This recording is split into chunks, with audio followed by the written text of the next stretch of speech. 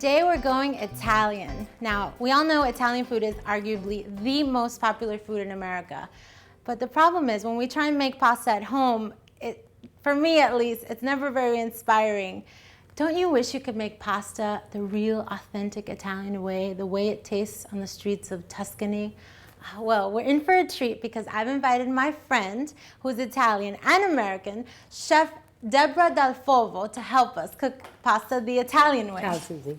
Ciao. Come stai? Bene, grazie.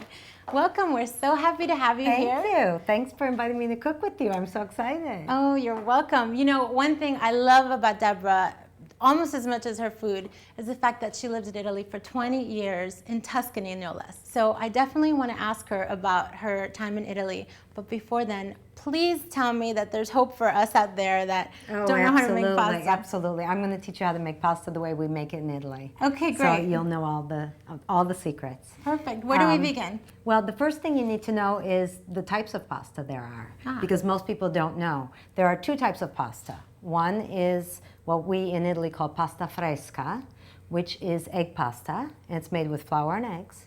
See, that's very interesting right there, because I thought fresh pasta, I had no idea it had eggs in it. I thought fresh pasta was something that nonna was rolling out and selling out of the window. Well, there are still nonnas that do that, and some people make their own fresh pasta, but now you can buy it also, which is good. You can buy it in bags in the supermarket in the refrigerator section, or dried, because they take the fresh pasta and dry it, and you can buy that on the shelf. So the second type of pasta is dried pasta, real dried pasta, which is made from flour and water.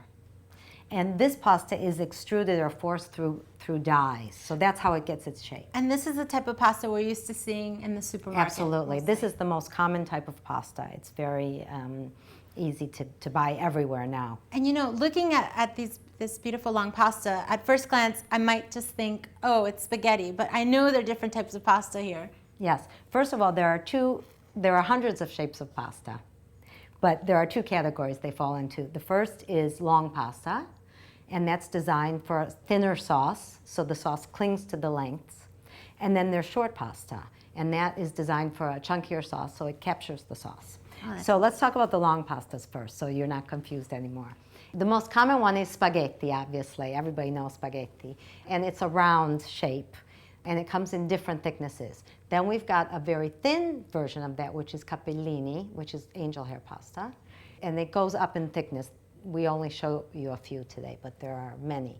Then we have a very thick tube with a hole down the center, which is a lot of fun. It's called bucatini, and that is what they make the famous bucatini alla matriciana with. I've actually never seen that. Oh, it's great. It's kind of dangerous to eat, though, because it lashes sauce at everyone. Then we go with the flat long pasta, and these are linguine. And there are many, many different types, but they're not all the same. So you want to choose the right one for the right sauce, and we'll talk about that a little later.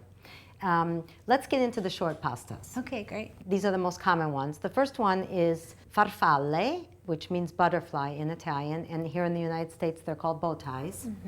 The second one we've got here is conchiglie, or shells, and these are big shells, and they're designed to really grab a lot of sauce. I mean, they hold just a lot inside them, as well as having grooves outside.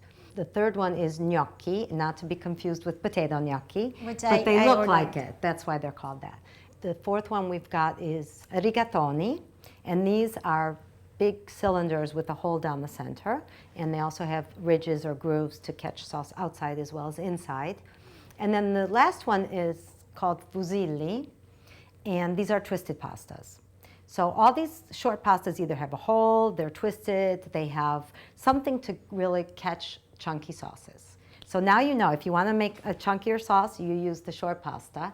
And if you want a thinner sauce that clings to your pasta, you use the long pasta. That's amazing. I feel like I've learned so much about pasta in a couple of minutes. So lesson number one, when you're making pasta, choose the appropriate sauce. Choose the appropriate pasta for the sauce. Okay. And vice versa. But usually you'll say, I want to have pasta with cream and bacon. I don't know, whatever. We have many sauces. You want to choose the right pasta for the right sauce. Great. So I think we're on our way. Are we ready to cook now? Yep, we are. We're ready. Perfect.